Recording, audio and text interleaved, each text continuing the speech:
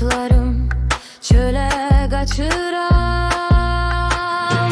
Külək şəhəri, külək şəhəri, nəfəsimi kəsir hər yeri.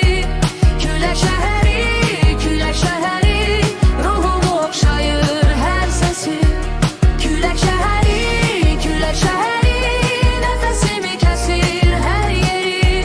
Külək şəhəri, ruhumu oxşayır hər səsi.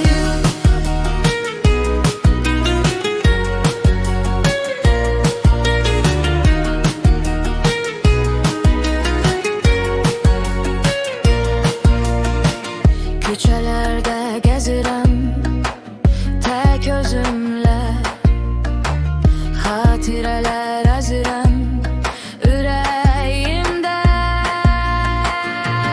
Külək şəhəri, nəfəsimi kəsir hər yeri. Külək şəhəri,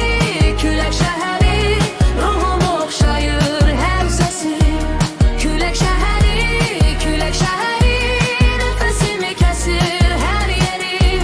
Külək şəhəri, ruhumu oxşayır hər səsi.